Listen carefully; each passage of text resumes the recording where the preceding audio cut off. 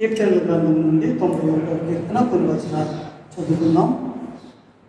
మహోన్నతుని చాటున నివసించేవాడే సర్వశక్తిని విశ్రమించేవాడు. ఆయనే నాకు ఆశ్రయము, నా కోట, నేను నమ్ముకుని నా దేవుడని నేను యెహోవాతో మనవి చేయించున్నాను. వేటకాని ఊరిలో నుండి ఆయన నిన్ను విడిపించును. నాశనకరమైన తెగులు రాకుండా నిన్ను రక్షించును. ఆయన తన రెక్కలతో నిన్ను కప్పును. ఆయన రెక్కల క్రింద నీకు ఆశ్రయం కలుగును. ఆయన సత్యము కేడెమును గాలులై ఉన్నది. రాత్రి వేళ కలుగు భయములకైనను, పగటి వేళ ఎగురు బాణములకైనను, చీకటిలో సంచరించు తెగులకైనను, మధ్యాహ్నమందు పాడు చేయ రోగములకైనను నీవు భయపడుతున్నావు. నీ ప్రక్కన 1000 మంది పడినను, నీ కుడి ప్రక్కని 10,000 మంది కూలినను అపాయం నీ వద్దకు రాదు. నీవు కన్నులారా చూచుండగా భక్తిహీనులకు ప్రతిఫలం కలుగును. యెహోవా నీవే నా ఆశ్రయము అని నీవు మహోన్నతుడైన దేవుడు నీకు నివాస స్థలముగా చేసుకుని ఉన్నావు. నీకు అపాయమేమీ రాదు. ఏ తెగులను నీ గుడారం సమీపించదు. నీ మార్గములన్నింటిలో నిన్ను కాపాడుటకు ఆయన నిన్ను గూర్చి తన దూతలకు ఆజ్ఞాపించు. నీ పాదములకు రాయి తగలకుండా వారు నిన్ను ఎత్తి తమ చేతుల మీద పట్టుకుంది. నీవు సింహములను, నాగుపాములను త్రొక్కెదవు, పద్మసింహములను, భుజంగములను అణగదొక్కెదవు. అతడు నన్ను ప్రేమించున్నాడు కనుక నేను అతన్ని తప్పించేదను. అతడు నా నామమును ఎరిగిన వాడు కనుక నేను అతన్ని ఘనపరచెదను.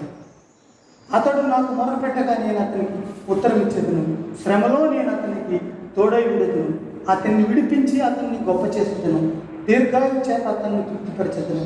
నా రక్షణ అతనికి చూపించేదను. దేవుడి కొద్ది వాక్య భాగంలో మనం వీళ్ళు దీవించి ఆశీర్వదించుగాక. దయచేసి స్థలంలో వచ్చి ప్రార్థన పూర్వకంగా ఈనాటి ఆరాధన క్రమమును మనము పాటిద్దాం. మహోన్నతుడైన మా పరమ తండ్రి, నీ పరిశుద్ధ నామమునకు వందనములు, వందనములు, స్తోత్రం. మహోన్నతుని చాటును నివసించేవాడే సర్వశక్తిని నీడను విశ్రమించేవాడు. ఆయనే నాకు ఆశ్రయము, నా కోట, నేను నమ్ముకుని దేవుడని యెహోవాతో మేము మనవి చేసుకోవచ్చు. గతించిన కాలమంతా నీ కృపాహస్తంలో మమ్మల్ని భద్రపరిచి, కాచి, కాపాడి, సంరక్షించి అయినా సాతాను చేయు ప్రతి విధమైనటువంటి శోధనలను జయించుటకు మీరు మాకు కృపనిచ్చారు. నీకు వందనాలు. కావున ప్రభావములను జీవింపచేసి జీవాధిపతి అయినటువంటి నీ సన్నిధిలో చేరి నిన్ను స్తుతించుటకు, మహిమపరచుటకు ఇచ్చినటువంటి సజీవ తరుణమును బట్టి నీకు వందనములు, స్తోత్రములు. సజీవులే కదా నిన్ను స్తుతించగలరు. అయినా మమ్మల్ని సజీవ లెక్కలో లెక్కించినందుకు నీకు వందనాలు. ప్రపంచవ్యాప్తంగా 145 దేశాల కన్నా ఎక్కువ దేశాల్లో ఈ కరోనా వైరస్ అనే మహమ్మారి ఎంతోమందిని పొట్టన పెట్టుకుంది. ఇంకా ఎంతోమందికి వ్యాప్తి చెందింది. నేను మరి ముఖ్యంగా ప్రపంచవ్యాప్తంగా పనిచేయుచున్నటువంటి డాక్టర్లను, మెడికల్ సిబ్బందిని, స్టాఫ్ను, మెడిసిన్స్ ఇచ్చే వారిని, ప్రతి ఒక్కరిని ప్రభు ఈ కృపలో జ్ఞాపకం చేసుకుంది. ఆయన ప్రభుత్వము ఏమైతే షరతులు పెట్టి ఉంటున్నారో, ఆజ్ఞలు ఇచ్చి ఉంటున్నారో వాటన్నిటినీ ప్రభు మేము తప్పక పాటించగలను, పాటిస్తూ ఉంటున్నాం. కావున ప్రభు దుష్టుని దృష్టి మాపై, సంఘముపై, సంఘ కుటుంబంపై పడకుండా నీ కృపాహస్తములలో భద్రపరిచి, కాల్చి, కాపాడండి, సంరక్షించండి. అయినా మరి ఈ విధంగా మేము చేయుటకు మీరు ఇచ్చినటువంటి శక్తిని బట్టి, జ్ఞానాన్ని బట్టి, క్రమమును బట్టి నీకు వందనాలు, స్తోత్రాలు చేయవచ్చు. ప్రపంచవ్యాప్తంగా ఇప్పటికే ఈ కరోనా వైరస్ వ్యాప్తి చెంది మరణించినటువంటి వారిని జ్ఞాపకం చేసుకోవచ్చు. ప్రభావ విధంగా మరణించిన వారు ఎంతమంది నేను సొంత రక్షకులుగా అంగీకరించిన వారు ఉంటారో లేదో మాకైతే తెలియదు, కానీ ప్రభావం మీకు తెలుసు. ఆ విధంగానైనా జరుగుతున్నటువంటి పరిస్థితులను గమనిస్తూ ఉంటే, వాక్య ధ్యానం చేస్తూ ఉంటుండగా మరి ఆ వాక్యం నుండి అనేక విషయాలు, మీరు ప్రస్తుతం జరగబోయే విషయాల్ని ముందుగానే మాకు చెప్పి ఉంటున్నారు. ఆనాటి ప్రజలకు దృష్టాంతంగా జరిగి మాకు బుద్ధి వచ్చినట్లు, నీ వైపు తిరిగినట్లు, నీ వాక్యమును పఠించి వాక్యం అనేటువంటి సమాధానంతో మేము మా హృదయాన్ని నింపుకొని కృప చూపించాం. ప్రేమగలనైనా మరి అనేక వందల వేల మంది భౌగోళికంగా భూగోళం అంతటా ఉన్నటువంటి దేశాల్లో ఉన్నది వారందరినీ దర్శించి ప్రభువా మరి వ్యాపార పరంగా రాజకీయంగా మానసికంగా జనులు ఎంతో కృంగిపోయి ఉంటున్నారు. కృంగిన వారిని లేవనెత్తువాడు నీవే. వారి యొక్క ప్రార్థనలను విని మా ప్రార్థనలను కూడా విని మీరు జవాబు అనుగ్రహించండి, కృప చూపించండి. ఏ కుటుంబంలోనైనా ఎవరైనా అనారోగ్యంగా ఉంటే మీ యొక్క యెహోవా రాఫా స్వస్థపరచు హస్తమును చాపి స్వస్థతను అనుగ్రహించండి. అయినా మరి మరణించినటువంటి వారి కుటుంబాలను దర్శించండి, నిరీక్షణను అనుగ్రహించండి. సర్వశక్తిమంతుడు నీవు, సర్వ సమాధానమును కలుగు చేయు శక్తిమంతుడైన దేవుడు నీవు, నీకే వందనాలు వస్తుంది. అయినా మరి ఈ విధంగా సంఘపరంగా ప్రతి ఒక్కరిని వాక్యముతో హెచ్చరించాలని నీవిచ్చిన ప్రేమతో మేము వారిని సరి అయిన మార్గంలో పెట్టుటకు మీరిచ్చిన కృపను బట్టి ఈ ఆన్లైన్ అనేటువంటి మాధ్యమం బట్టి నీకు వందనాలు. యవనస్తులను ప్రేరేపించి వారికి మీరిచ్చిన జ్ఞానంతో ప్రభువా ఇట్టి కార్యము మేము చేయుటకు సంఘపరంగా కృపను అనుగ్రహించారు. ప్రతి ఒక్కరిని పిలవలసిన దీవించండి, ఆశీర్వదించండి, కుటుంబాలు దీవించండి. ప్రేమగల ప్రభువా మరి టైం టు టైం ప్రతిసారి కూడా మేము ప్రభుత్వం నుంచి పొందుతున్నటువంటి ఆజ్ఞలను అవగాహన చేసుకుని వాటిని బేషరతుగా పాటించుటకు ఒక చూపించి ప్రేమగలనైనా నీకే వందనాలు స్తోత్రాలు. రాత్రి అనక పగలనక కష్టపడి పోలీస్ యంత్రాంగము ఎంతగానో సమర్పించుకుని ప్రార్థన చేసి వారిని వారి కుటుంబములను దీవించి నిజరక్షకుడైనటువంటి యేసు క్రీస్తును తెలుసుకుని నమ్ముటకు వారి జీవితంలో యేసును ఆహ్వానించుటకు అయినా మీరే వారిని నడిపించారు. ప్రపంచవ్యాప్తంగా ఈ ప్రభా ప్రతి దినము సంఘంలో కూడుకుని వాక్య పరిచర్య చేస్తుంది. నేను ముఖ్యంగా మా జీవితాల్లో మరి యొక్క ఆరాధనా దినమును మీరు అనుగ్రహించారు. నేను మరి ఈ సమయంలో సంఘంలో ఉన్నటువంటి ప్రతి కుటుంబము కూడా లైవ్ మేము ప్రసారం చేయించున్నట్టుగా ప్రతి కుటుంబమును ఆ సమయమున వారు చేరి వారి కుటుంబంలో చేరి స్తుతించగలిగినట్లు ప్రార్థించగలిగినట్లు వాక్య సందేశములు విని ఆత్మీయ లాభం పొందినట్లుగా మీరు చూపించారు. ఏ సంఘముల్లో ఈ విధంగా ఆన్లైన్ కార్యక్రమంలో జరుగుతూ ఉంటుండగానైనా ఈ కృపలో వారిని దర్శించి చూపించారు. సాంకేతిక పరమైనటువంటి ఏ లోటు ఏ ఆటంకము రాకుండా నేను మేము ఈనాటి కార్యక్రమమును సిద్ధపరచడం సహాయపడాలి. ప్రేమమైన నీకే వందనాలు స్తోత్రాలు. ఈ కార్యక్రమం మేము రికార్డ్ చేయడం ప్రారంభిస్తూ ఉంటుండగా అంధకార శక్తులను అపవిత్రాత్మ శక్తులను నజరేయుడైన యేసు నామమును బంధిస్తూ ఉంటుంది. దూరపరచండి, మీ కృపాకార్యం చేయండి. ఓ శాంతి హల్లెలూయా హల్లెలూయా Jesus we praise you praise you praise you. నైనా పాపమైనటువంటి మమ్మల్ని కరుణించి మమ్మల్ని రక్షించి మీ రక్షణ భాగ్యమును దయచేసినందుకు నీకే వందనాలు. హల్లెలూయా హల్లెలూయా హల్లెలూయా. నేను ఈ కార్యక్రమం ప్రారంభిస్తూ మీ చేతులు కాపాడుతాను. మీ యొక్క కృపా కార్యమును జరిగించండి, సహాయం దయచేయండి. ఆయన ప్రతి ఒక్కరూ ప్రతి మోకాలు నీ నామంలో వంగాలి, ప్రతి నాలుగు నోరుకోవాలి. అదే మా ధ్యేయం. నీ రాకడ ఆలస్యం అవుతూ ఉంటుండగా సంఘములను ప్రేరేపించి అనేకులను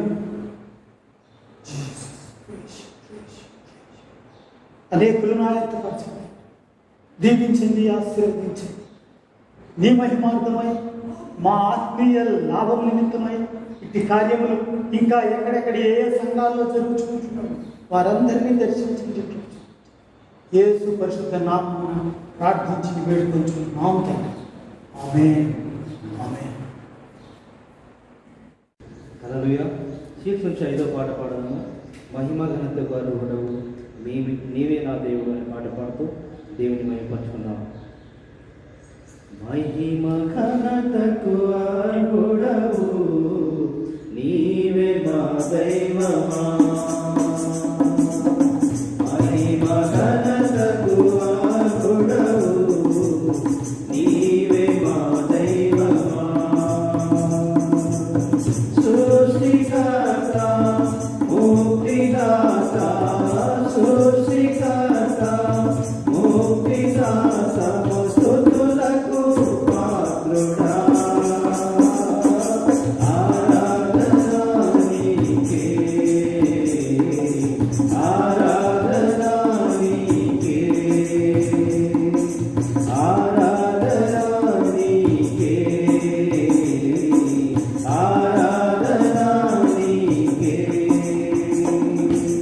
ఆరాధనా స్తుతి ఆరాధనా ఆరాధనా నీకే ఆరాధనా స్తుతి ఆరాధనా ఆరాధనా నీకే ఆరాధనా నీకే ఆరాధనా నీకే ఆరాధనా నీకే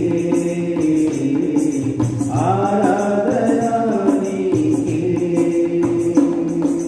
మన్నాను కురిపించినావు పంట నుండి నీళ్ళిచ్చినావు. మన్నాను కురిపించినావు పంట నుండి నీళ్ళిచ్చినావు. యెహోవా ఈరే చూచుకొనును యెహోవా ఈరే చూచుకొనును సర్వము సమకూర్చును సర్వము సమకూర్చును. ఆరాధనా స్తుతి ఆరాధనా ఆరాధనా నీకే ఆరాధనా స్తుతి ఆరాధనా ఆరాధనా నీకే ఆరాధనా నీకే ఆరాధనా నీకే ఆరాధనా నీకే ఆరాధనా నీకే. వ్యాధులను తొలగించినావు మృతులను మరి లేపినావు. వ్యాధులను తొలగించినావు మృతులను మరి లేపినావు. యెహోవా రాఫా స్వస్థపరచును యెహోవా రాఫా స్వస్థపరచును నన్ను స్వస్థపరచును నన్ను స్వస్థపరచును. ఆరాధనా స్తుతి ఆరాధనా ఆరాధనా నీకే ఆరాధనా స్తుతి ఆరాధనా ఆరాధనా నీకే ఆరాధనా నీకే ఆరాధనా నీకే ఆరాధనా నీకే ఆరాధనా నీకే. హల్లెలూయా హల్లెలూయా. అందరూ కలిసి జీవన్ గారి నుంచి 141 పాట యెహోవా నా కాపరి యేసయ్యే నా ఊపిరి అనే పాటతో దేవుని మహిమపరచుకున్నాము. యెహోవా నా కాపరి యేసయ్య నా ఊపిరి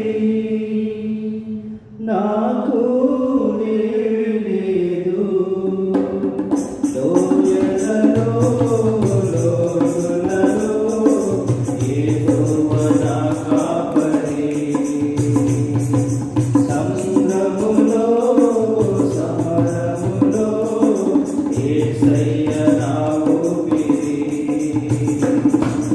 యెహోవా నా కాపరి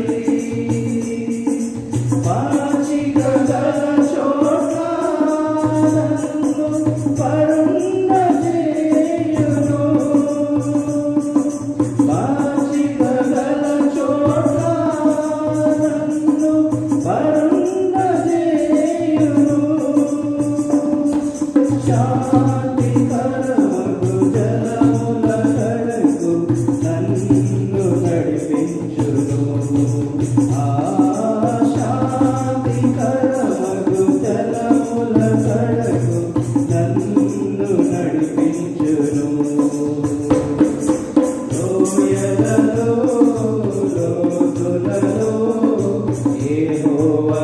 కాపరి సంద్రములో సమరములో యేసయ్య నా ఊపిరి యెహోవా నా కాపరి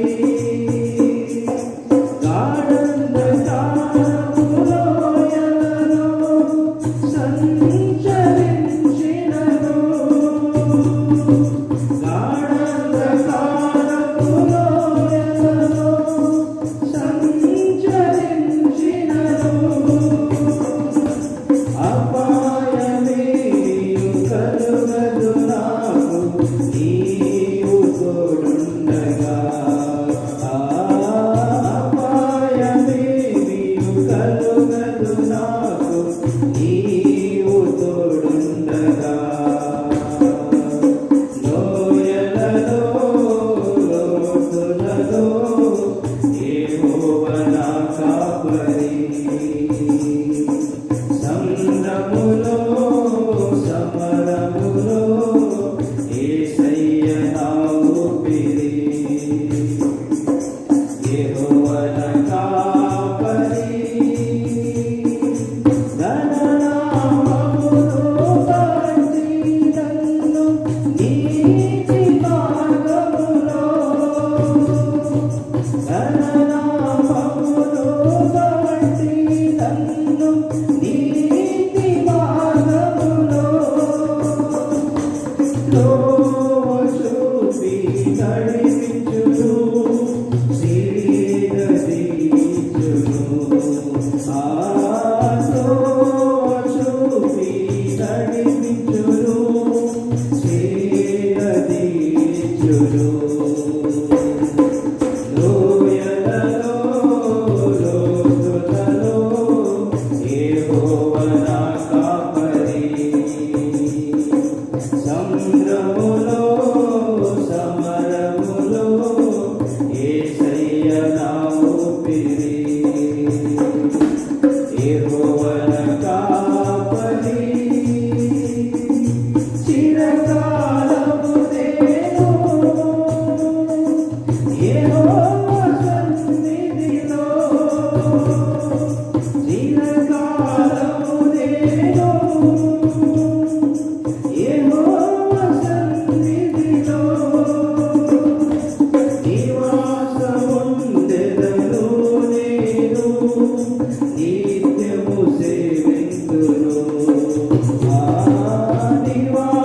నివాసముందెదను నేను నిత్యము సేవింతును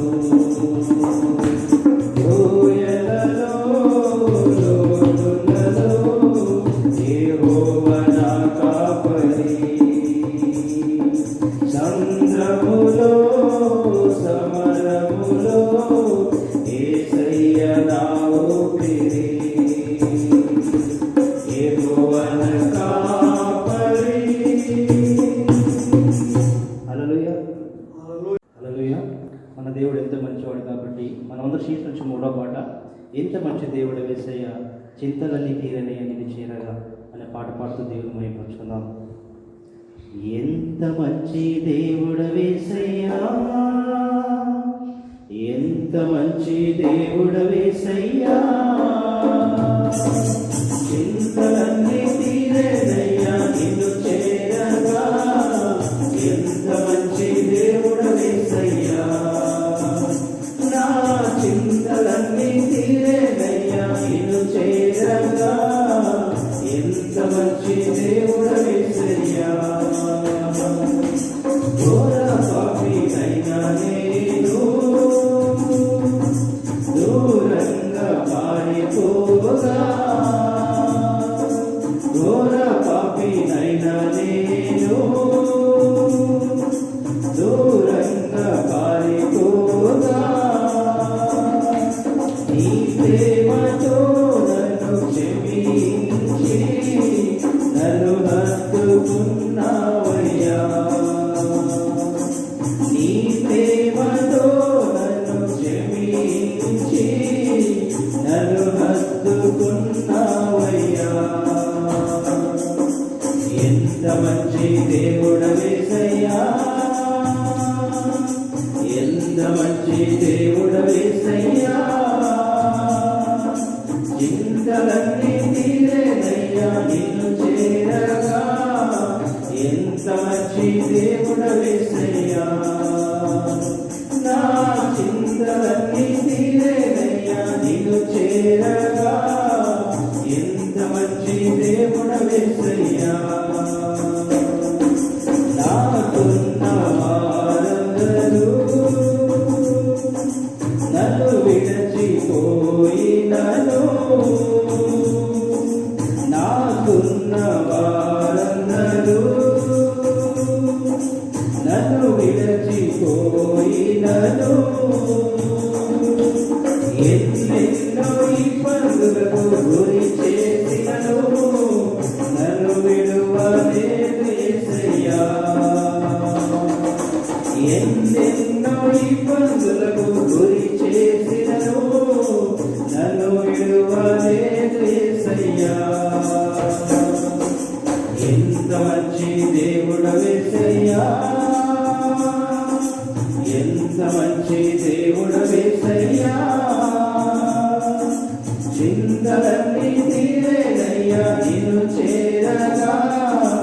ఎంత మంచి దేవుడవేసయ్యా, నా చింతలన్నీ తీరేనయ్యా నిన్ను చేరగా. ఎంత మంచి దేవుడవేసయ్యా, నీవు లేకుండా నేను ఈ లోకంలో బ్రతకలేనయ్యా. నీవు లేకుండా నేను ఈ లోకంలో బ్రతకలేనయ్యా. నా దేవా ఎప్పుడైనా నన్ను విడచితివా, నన్ను విడువలేదు యేసయ్యా. నా దేవా ఎప్పుడైనా నన్ను విడచితివా, నన్ను విడువలేదు యేసయ్యా. ఎంత మంచి దేవుడవేసయ్యా, ఎంత మంచి దేవుడవేసయ్యా, చింతలన్నీ తీరేనయ్యా నిన్ను చేరగా. ఎంత మంచి దేవుడవేసయ్యా, నా చింతలన్నీ తీరేనయ్యా నిన్ను చేరగా. ఎంత మంచి దేవుడవేసయ్యా, నా చింతలన్నీ తీరేనయ్యా నిన్ను చేరగా. ఎంత మంచి దేవుడవేసయ్యా. హల్లెలూయా, హల్లెలూయా. హల్లెలూయా. జీవనగానం నుంచి 314 పాట పాడదాము. యేసయ్య పరిహారి, యేసయ్య పరిహారి అనే పాటతో దేవుని మహిమపరుచుకుందాం. యేసయ్య పరిహారి, ప్రియ యేసయ్య పరిహారి, నా జీవిత కాలమెల్లా ప్రియ ప్రభువే నా పరిహారి. నా జీవిత కాలమెల్లా ప్రియ ప్రభువే నా పరిహారి. యేసయ్య పరిహారి, ప్రియ యేసయ్య పరిహారి, నా జీవిత కాలమెల్లా ప్రియ ప్రభువే నా పరిహారి. నా జీవిత కాలమెల్లా ప్రియ ప్రభువే నా పరిహారి. ఎన్ని కష్టాలు కలిగినను, నన్ను కృంగించే బాధలెన్నో. ఎన్ని కష్టాలు కలిగినను, నన్ను కృంగించే బాధలెన్నో. ఎన్ని కష్టాలు శోభిల్లినా, ప్రియ ప్రభువే నా పరిహారి. ఎన్ని కష్టాలు శోభిల్లినా, ప్రియ ప్రభువే నా పరిహారి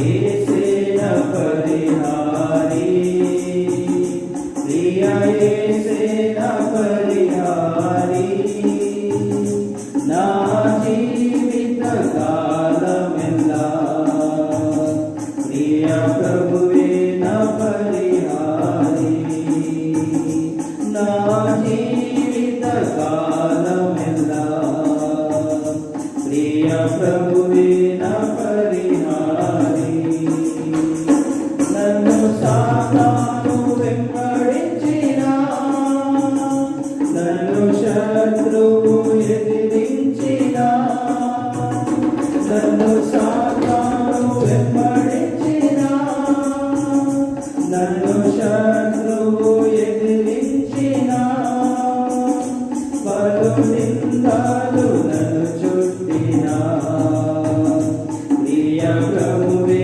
నా పరిహారి పలు నిందాలు నన్ను చుట్టినా ప్రియ ప్రభువే నా పరిహారి యేసే నా పరిహారి ప్రియ యేసే నా పరిహారి నా జీవిత కాలమెల్లా ప్రియ ప్రభువే నా పరిహారి నా జీవిత కాలమెల్లా ప్రియ ప్రభువే నా పరిహారి బడు మాయాలు లేకున్నా బడు వేదనలు వేధించినా బడు మాయాలు లేకున్నా బడు వేదనలు వేధించినా నరులెల్లరూ నన్ను విడచినా ప్రియ ప్రభువే నా పరిహారి నరులెల్లరూ నన్ను విడచినా ప్రియ ప్రభువే నా పరిహారి యేసే నా పరిహారి ప్రియ యేసే నా పరిహారి నా జీవిత కాలమెల్లా ప్రియ ప్రభువే నా పరిహారి నా జీవిత కాలమెల్లా ప్రియ ప్రభువే నా పరిహారి దేవా నీవే నా ఆధారం నీ ప్రేమకు సాటెవ్వరు దేవా నీవే నా ఆధారం నీ ప్రేమకు సాటెవ్వరు నా జీవిత కాలమంతా నిన్ను పాడి స్తుతించెదను నా జీవిత కాలమంతా నిన్ను పాడి స్తుతించెదను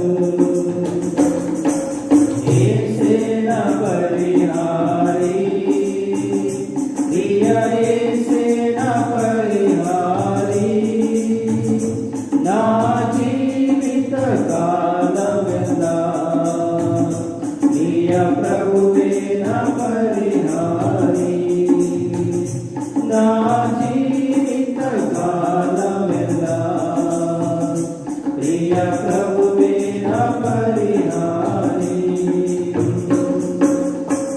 హల్లెలూయా. దయచేసి పరిశుద్ధ గ్రంథం తెరిచి కీర్తనల గ్రంథము 76వ కీర్తన ఉత్తర రీతిగా మనం ధ్యానిద్దాం. దానికి ఒక సహోదరుడు ఎస్టాంజల్ వచ్చి మనల్ని నడిపించారు.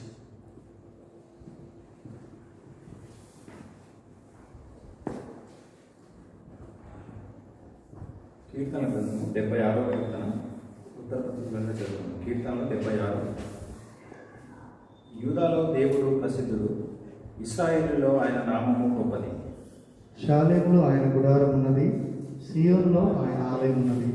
అక్కడ వింటి అగ్ని బాణములను కేడెములను కత్తులను యుద్ధాయుధములను ఆయన విడిపోతుంది. దుష్టమృగము నుండి పర్వతంలో సౌందర్యం కంటే నీవు అధిక తేజస్సు గలవాడు. కఠిన హృదయులు దోచుకొనబడి ఉన్నారు, వారు నిద్ర నొంది ఉన్నారు. పరాక్రమశాలులందరూ బాహుబలము హరించెదరు. యాకోబు దేవ, నీ గద్దింపునకు నాకు సారథులకును గుర్రములకును గాఢ నిద్ర కలిగెను. నీవే భయంకరుడవు, నీవు కోపపడు వేళ నీ సన్నిధిని నిలువగలవాడేవాడు. నీవు తీర్చిన తీర్పు ఆకాశంలో నుండి వినబడి చేస్తుంది. దేశంలో శ్రమ నొందిన వారినందరినీ రక్షించుటకై న్యాయపు తీర్పుకు దేవుడు లేచినప్పుడు భూమి భయపడి ఊరకుండెను.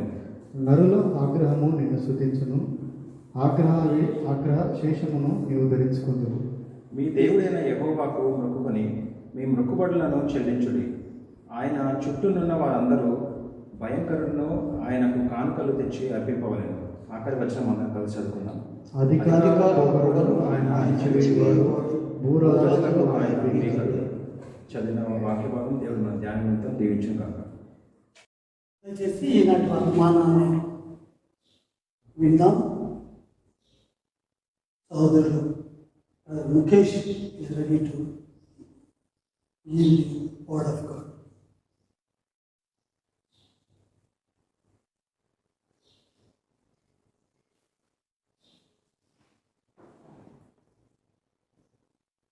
నేటి మన ధ్యాన నిమిత్తము ఏర్పాటు చేసినటువంటి మూలవాక్యము అపోస్తుల కార్యములు 1వ అధ్యాయము 3వ వచనాన్ని చదువుకున్నాం.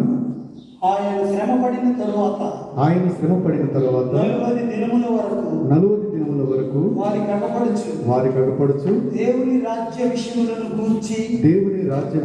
గూర్చి బోధించుచు అనేక ప్రమాణములను చూపి వారికి తను తాను సజీవునిగా కనపరుచుకొనెను. చిన్న ప్రార్థన చేసుకున్నాం. పరిశుద్ధుడా, ప్రేమగల తండ్రి, మీ పాదములకు వందనాలు, స్తుతులు, స్తోత్రాలు చేస్తా ఉన్నాం. జీవం కలిగిన వాడ, సజీవుడా, సర్వశక్తివంతుడా, నీకే వందనాలు, స్తుతులు, స్తోత్రాలు చేస్తా ఉన్నాం. ప్రభా, ఇంతలో ప్రభా మరి పాటల ద్వారా మీరు మహిమ పొందడానికి నమ్ముతా ఉన్నాం. ఈ ప్రత్యేక సమయంలో నాయన మీ ప్రశస్త వాక్కులు ధ్యానిస్తూ ఉంటుండగా పరిశుద్ధాత్మడ మాకు సహాయం చేయండి. మీరు మాకు ప్రభా మాతో మాట్లాడి ఆత్మీయ స్థితిలో మమ్మల్ని బలపరిచి స్థిరపరచండి. యేసు పేరిట ప్రార్థించి పెడుతున్నాం తండ్రి, ఆమేన్. క్రీస్తునందు ప్రియమైన సంగమా, సజీవుడైన యేసుక్రీస్తు ప్రేమనామములో మీ అందరికీ కూడా వందనములు, శుభములు తెలియజేస్తా ఉన్నాను. ఒకసారి ఈ మధ్యకాలంలో మరి అపవాది సైతాను ఒక పాస్టర్ గారి దగ్గరికి వచ్చి వ్యంగ్యంగా మాట్లాడుతున్నటువంటి మాట ఏంటంటే, చూసావా, లోకమంతా కూడా, ప్రపంచమంతా కూడా లాక్డౌన్ ఏర్పడ్డ సందర్భంగా మీరు చర్చిల్లో మీ దేవుని స్తుతించలేకపోతా ఉన్నారు, ఆరాధించలేకపోతా ఉన్నారు, సంఘంగా కూడుకోలేకపోతా ఉన్నారు అని అపవాది ఒక పాస్టర్ గారిని వ్యంగ్యంగా అడిగిందంట. అప్పుడు పాస్టర్ గారు చెప్పినటువంటి సమాధానం ఏంటంటే, అపవాది, ముందైతే ఒక చర్చిలో అందరూ కూడుకునే వాళ్ళము, ఇప్పుడు మాత్రము ప్రతి గృహం కూడా ఒక మందిరంగా మార్చబడ్డది. కాబట్టి మరి ప్రతి గృహము కూడా, ప్రతి గృహంలోని ప్రతి వారు కూడా దేవుని స్తుతించేటువంటి ఒక మందిరంగా మార్చుకునేటువంటి అవకాశం ఈ కరోనా మాకు కలిగించింది. కాబట్టి దయచేసి ప్రియ సహోదరి సహోదరులారా, మీ గృహాల్లో ప్రతి ఒక్కరు కూడా మరి త్వరగా మరి బైబిల్స్ అన్ని పట్టుకొని కుటుంబ సమేతంగా మరి ఆన్లైన్లోకి వచ్చి ఆరాధనలో పాల్గొనాలని ప్రభు పేట మిమ్మల్ని కూడా ఆహ్వానిస్తూ ఉన్నాను. ఒకసారి ఈ మాటల్ని మనం ఒకసారి చూసుకున్నట్లయితే, ఆయన శ్రమ పడిన తర్వాత విషయం గురించి బోధించుచు అనేక ప్రమాణాలను చూపి వారికి తను తానుగా సజీవునిగా కనపరుచుకొనెను. కొంతకాలం క్రితం ఒక యవనస్తుడు, నాకు తెలిసినటువంటి ఒక యవనస్తుడు నన్ను అడిగినటువంటి ప్రశ్న ఏంటంటే, అన్న, దేవుడు అనేవాడు ఉన్నాడా అంటే నేను అన్నాను, ఖచ్చితంగా దేవుడు ఉన్నాడు. ఆయన అన్నాడు, దేవుడు అనేవాడు ఉంటే మరి ఎందుకు మనకు కనపరచట్లేదు అనేటువంటి ప్రశ్న ఆ యవనస్తుడు అడిగాడు. దేవుడు అనేవాడు ఉంటే ఎందుకు నరులకు ఆయన కనిపించట్లేదు అనేటువంటి ప్రశ్న ఆ యవనస్తుడు మరి నాతో వేయడం జరిగింది. దాని యొక్క సమాధానం పిల్లరా మరి వాక్యం మనం ధ్యానిస్తున్నప్పుడు మనకి ఆ సమాధానము దొరికే విధంగా మనం చూస్తాం. మరి పోయిన వారంలో దైవజనులు ధ్యానించినటువంటి అంశాన్ని మనందరం విన్నాం. అందులో మరి అనేక రకాలైనటువంటి కిరీటాలు దేవుడు మన కొరకు సిద్ధపరిచి ఉంచాడు. జీవ కిరీటం, మహిమా కిరీటం, వాడవారిని కిరీటం, రక్షణ కిరీటం, ఈ అన్ని కిరీటాలు కూడా అంటే కిరీటం అంటే పాస్టర్ చెప్పినటువంటి మెసేజ్లో కరోనా అంటేనే కిరీటం అని అర్థం. సో అటువంటి కిరీటాలను నేను మీ కొరకు సిద్ధపరిచి వచ్చాను. కానీ మీకు ఆ కిరీటాలు కావాలంటే మిమ్మల్ని మీరు ఉపేక్షించుకుని మారు మనసు పొంది మీ సిలువను ఎత్తుకొని నన్ను వెంబడించడానికి ఎంతమంది సిద్ధంగా ఉన్నారు అనేటువంటి సవాలుతో కూడుకున్నటువంటి వర్తమానాన్ని పిల్లరా మరి పోయిన వారం విన్నాం. అయితే కొన్ని టెక్నికల్ ప్రాబ్లమ్స్ని బట్టి అవాంతరాలు జరిగినటువంటి దాన్ని బట్టి చింతిస్తూ ఉన్నాము. మరి ఆ యొక్క మెసేజ్ మనందరికీ ఎంతో ఆశీర్వాదకరంగా ఉందని నేను నమ్ముతూ ఉన్నాను. ఈ వారం పిల్లరా గమనించండి, మరి గుడ్ ఫ్రైడే నుండి కూడా మనం చూసినట్లయితే గుడ్ ఫ్రైడే రోజు సిలువలో పలికినటువంటి 7 మాటలు, అదేవిధంగా గుడ్ ఫ్రైడే తర్వాత వచ్చేటువంటి ఈస్టర్ సండే రోజు ఆయన పునరుద్ధానమును గురించినటువంటి మెసేజ్ని ధ్యానించాం. ఆ తర్వాత వారము ఆయన పునరుద్ధానం అయిన తర్వాత దాని ద్వారా మనకు వచ్చేటువంటి ఆశీర్వాదాలు అనేటువంటి మెసేజ్ మనం ధ్యానించాము.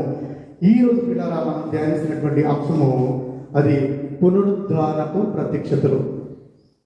పునరుద్ధానము ప్రత్యక్షతలు. అతను పునరుద్ధానము అనేటువంటి మాటని సామాన్య మానవుడికి అర్థం కానటువంటి మాట. పునరుద్ధానం అనేటువంటి మాటకు అర్థం ఏంటంటే ఒక వ్యక్తి చనిపోయి తిరిగి లేస్తే ఆ వ్యక్తి పునరుద్ధానుడయ్యాడు అంటారు.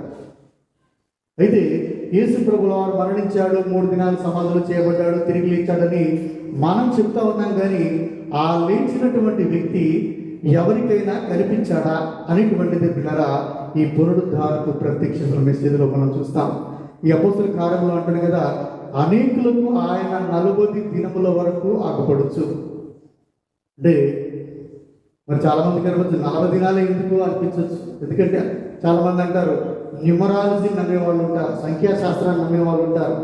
బైబిల్లో ఎలాంటి న్యూమరాలజీ లేదు, కానీ కొన్ని సంఖ్యలు చాలాసార్లు రిపీట్ అవ్వడం మనం చూస్తాం. ఈ 40 అనేటువంటి సంఖ్య కూడా చాలాసార్లు బైబిల్లో అది రిపీట్ అవ్వడం చూస్తాం. అయితే దానికంటూ ఏ ప్రత్యేకత లేదు. కానీ మరి యేసు ప్రభుల వారు కూడా 40 దినాలు తను తాను సజీవునిగా కనపరుచుకున్నటకు అనేక ప్రమాణాలను వారికి చూపించారండి. ఒక వ్యక్తి మరణించి తిరిగి లేచిన తర్వాత ఆయన సజీవుడు అని చెప్పడానికి ప్రమాణం ఏంటంటే అందరి వలనే ఆయన మాట్లాడగలగాలి, అందరి వలనగానే భోజనం చేయగలగాలి, అందరి వలనే రక్తమాంసాలు కలిగినటువంటి శరీరము, గాయము అన్నీ కలిగి ఉండాలి. అవన్నీ కూడా అనేక సార్లు అనేక మందికి ఆయన చూపించినటువంటి మరి పిల్లల ఉదాహరణని ఈ దినాన్ని మీకు నేను చెప్పాలని ఇష్టపడతా ఉన్నాను. మరి 4 సువార్తికుల్ని ఒకసారి మనం చూసినట్లయితే మత్తయి సువార్త కానీ, మార్కు సువార్తలు కానీ, లూకా సువార్త కానీ, యోహాను సువార్త కానీ, ఈ 4 సువార్తలు కూడా 4 సువార్తికులు కూడా ఈ పునరుద్ధానపు ప్రత్యక్షతల గురించి వారందరూ చక్కగా మరి గ్రంథస్థం చేసినట్టుగా మనం చూస్తాం. మత్తయి సువార్తలో మరి ఆయన మత్తయి సువార్త 28:9లో మగ్దలేని మరి కనబడ్డట్టు, 28:16-17లో 11 మంది శిష్యుల్ని ఆయన గలిలయ కొండకు తీసుకెళ్లి అక్కడ వారితో ఆయన మాట్లాడినట్టు చూస్తాం. ఈ 2 సంఘటనలు మాత్రమే మత్తయి సువార్తలో చూస్తాం. మార్కు సువార్తలో మళ్ళీ 16వ అధ్యాయం 9వ వచనంలో మగ్దలేని మరి ఆయన కనబడ్డట్టుగా, మార్కు సువార్త 16:12లో 2 పల్లెటూరుకు వెళ్తా ఉంటే వారి మధ్యలో ఆయన మారు రూపం గలవాడై, తన రూపాన్ని ఆయన వారికి గుర్తుపట్టలేని రీతిగా మారు రూపం గలవాడై మరి తను తాను ప్రత్యక్షపరుచుకున్నటువంటి విధానాన్ని మార్కు 16 చూస్తాం. అదే మార్కు 14 నుండి 11 వచనాలు చూసినట్లయితే మిగిలిన 11 మంది శిష్యులు కూడా వారు భోజనమునకు కూర్చున్నప్పుడు వారి మధ్యలో ఆయన ప్రత్యక్షమైనటువంటి ప్రత్యక్షతని, ఈ 3 ప్రత్యక్షతలు పిల్లరా మార్కు సువార్తికుడు గ్రంథస్థం చేసినట్టుగా చూస్తాం. అదే లూకా సువార్తని గమనించినట్లయితే లూకా సువార్త 24వ అధ్యాయము 13 నుంచి 31లో ఎమ్మాయి అనేటువంటి గ్రామానికి 2 వెళ్తా ఉంటే ఆ 2 మధ్యలో యేసు ప్రభుల వారు వారితో నడిచినటువంటి మరి దాన్ని కూడా గ్రంథస్థం చేసినట్టు చూస్తాం. అదే మరి లూకా సువార్త 24వ అధ్యాయం 50-51 వచనాల్లో శిష్యులను ఆయన ఆశీర్వదించుటకు బేతనియా వరకు వారిని తీసుకెళ్లి అక్కడ పరలోకానికి ఆరోహణమైనప్పటి ఆ యొక్క ప్రత్యక్షతను కూడా చూస్తాం. అదేవిధంగా లూకా సువార్త 24:36-46లో ఈ ఇద్దరు వ్యక్తులు ఎమ్మాయిలో ప్రభువుని చూసిన వారు యెరూషలేముకు వచ్చిన తర్వాత 11 మంది శిష్యులతో కలిసి ఉన్నప్పుడు కూడా యేసు ప్రభుల వారు వారిని కలిసి మరి వారి మధ్యలో ప్రత్యక్షమైనప్పుడు వారందరూ కూడా భయపడి భూతం భూతం అని వారు బిగ్గరగా ఆసినటువంటి ఆ ప్రత్యక్షతను కూడా పిల్లరా మరి లూకా సువార్త చూస్తాం. ఎందుకు వారు భూతం అనేటువంటి మాట పలికారంటే చనిపోయిన వాడు తిరిగి మరి ప్రత్యక్షమైగానే వారు అనుకున్నటువంటి విధం ఏంటంటే ఈయన దయ్యము భూతము అనేటువంటి స్పందించినటువంటి ఆ యొక్క ప్రత్యక్షతను లూకా సువార్త 24వ చూస్తాం. అదేవిధంగా పిల్లరా మరి యోహాను సువార్త చేసినటువంటి గ్రంథస్థ చేసినటువంటి 4 ప్రత్యక్షతలు, అందులో కూడా మగ్దలేని మరి యేసు ప్రభుల వారిని చూసినట్టుగా మరి శిష్యులందరూ కూడా 10 మంది శిష్యులు వారి గృహాల్లో ఉన్నప్పుడు తోమా లేనప్పటి ప్రత్యక్షత, తోమా వారితో ఉన్నప్పటి ప్రత్యక్షత, 7 శిష్యులు కూడా సముద్ర తీరంలో చేపలు పట్టుకోవడానికి వెళ్ళినటువంటి ప్రత్యక్షత. ఈ అన్ని ప్రత్యక్షతలు ప్రియులారా యేసు ప్రభుల వారు తను తాను సజీవుడిగా కనపరుచుకోవడానికి చూపించినటువంటి ప్రత్యక్షతలు. ఇవే కాక మరి అపోస్తలుడైనటువంటి పౌలు కొరింథీయులకు రాసినటువంటి పత్రిక 15-6 ఆయన యాకోబును కనబడ్డట్టుగా, అదేవిధంగా 500 మందికి పైగా ప్రజలకి ఒకే ఒకసారి యేసు ప్రభుల వారు తను తాను సజీవుడిగా కనపరుచుకున్నటువంటి పునరుద్ధానపు ప్రత్యక్షత ప్రియులారా మరి చాలా గ్రంథస్థం చేయబడ్డట్టుగా ఇక్కడ చూస్తాం. కాబట్టి మరి దినాన వాటిలో అన్నింటినీ మనం ధ్యానించటకు మనకి సమయం సరిపోదు, కానీ మరి కొన్నిటిని ప్రియులారా మీ ముందు ఉంచాలని నేను ఈ దినాన్ని ఇష్టపడతా ఉన్నాను. ఆయన్ని సమాధి చేసేటప్పుడు యూదులు కానీ మరి ప్రధాన యాజకులు వాళ్ళందరూ పిలాతు దగ్గరికి అంటారు కదా, ఇల్లు అంటారు, అయ్యా ఈ వంచకుడు ఈయన బ్రతుకున్నప్పుడు కాలంలో ఈయన పలికినటువంటి మాటలు ఏంటంటే నేను మరణిస్తాను తిరిగి లేస్తాను అనేటువంటి మాట చాలాసార్లు వారి శిష్యులతో చెప్పడం మేము విన్నాం. కాబట్టి ఈయనని సమాధి చేసిన తర్వాత మీరు ఎట్లాగో మీ సెక్యూరిటీని అక్కడ పెట్టండి, మా మనుషులు కూడా అక్కడ పెడతామని మీరు పిలాతు దగ్గరికి వెళ్ళి రిక్వెస్ట్ చేస్తారు. దానికి పిలాతు ఒప్పుకున్న తర్వాత మరి ఆయనని సమాధి చేసినటువంటి సమాధిలో యేసు ప్రభుల వారి సమాధి చేసిన తర్వాత దానిపై మనుషులు తొలగించడానికి వీలు లేనంత పెద్ద బండరాయిని పెట్టిన తర్వాత దానికి రోమన్ గవర్నమెంట్ ఒక సీల్ వేసిన తర్వాత వారి సైనికులు ఉంటారు, యూదులు కూడా కొంతమంది కాపలాగా అక్కడ ఉంటారు. కానీ పిల్లలు గమనించండి, మరణము ఆయనను బంధించి ఉంచుట అసాధ్యం. కాబట్టి ఆయన ఆ యొక్క మరి దేవదూత ద్వారా ఆ రాయి తొలగించబడ్డ తర్వాత మరి ఉరుము లాంటి ఆ ప్రకాశమానమైనటువంటి దేవదూతను చూచి ఆ సెక్యూరిటీగా ఉన్న వాళ్ళందరూ చచ్చిన వారి వలె పడి ఉండేది అనేటువంటి మాట పిల్లరా అక్కడ మనం చూస్తాం. కాబట్టి ఆయన ఖచ్చితంగా పునరుద్ధానుడయ్యాడు అనేటువంటి విషయాన్ని మనం బైబిల్ గ్రంథం ద్వారా మరి ఖచ్చితంగా విశ్వసించవలసినటువంటి అవసరం ఉంది. యోబు గ్రంథము 19వ మనం చూసినట్లయితే, యోబు గ్రంథము 19వ యోబు పలుకుతున్నటువంటి మాట ఏంటంటే, అయితే నా విమోచకుడు సజీవుడనియు తరువాత ఆయన భూమి మీద నిలిచిననియు నేను ఎరుగుతున్నాను.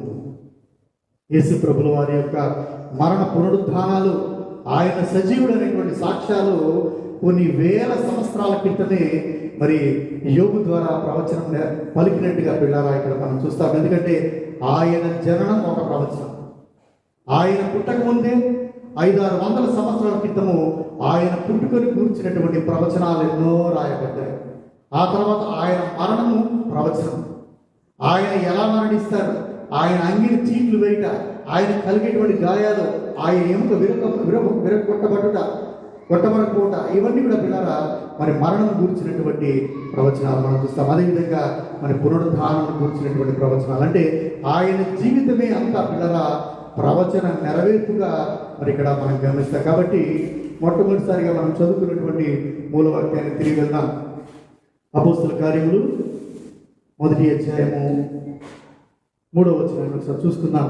అక్కడ ఆయన శ్రమ పడిన తర్వాత 40 దినముల వరకు వారికి అగపడుచు దేవుని రాజ్యమును గూర్చి బోధించుచు అనేక ప్రమాణములు వారికి చూపి తను తాను సజీవునిగా కనపరుచుకోవడం అనేటువంటి మాట పిల్లలు ఇక్కడ చూస్తాం. అయితే ప్రభు ప్రత్యక్షతల గురించి ఇంతవరకు గ్రంథస్థం చేయబడ్డాయి అన్నీ కూడా రిఫరెన్స్ ద్వారా మనం చూసాం. వాటన్నింటినీ మనం ధ్యానించడానికి మన దగ్గర సమయం సరిపోదు, కానీ ఒక 3 ప్రత్యక్షతలు, ఆ 3 ప్రత్యక్షతలు కూడా శిష్యులకు కనబడినటువంటి 3 ప్రత్యక్షతల్ని నేను మీకు చెప్పాలని ఇష్టపడతా ఉన్నాను. చాలా మంది అంటారు కదా, మరి ఈ ప్రత్యక్షతలో ఏదైనా సీక్వెన్స్ ఉందా? మొదటిసారి వీరికి కనబడ్డాడు, రెండోసారి మగ్ధలేని మరి కనబడ్డాడు, మూడోసారి పేతురు కనబడ్డాడు పిల్లరా, 4వసారి అమ్మాయి గ్రామానికి వెళ్ళేటప్పుడు కనబడ్డాడు. గమనించండి, సీక్వెన్స్ అంత ఇంపార్టెంట్ కాదు, కానీ ఆయన ప్రత్యక్ష పరచబడుటే ముఖ్యము. హల్లెలూయా. మొదటి ప్రత్యక్షతని మరి ధ్యానించుకున్నాం. యోహాను సువార్త 20వ అధ్యాయము. ఈ 3 ప్రత్యక్షతలు కూడా యోహాను సువార్తికుడు మాత్రమే గ్రంథస్థం చేశాడు.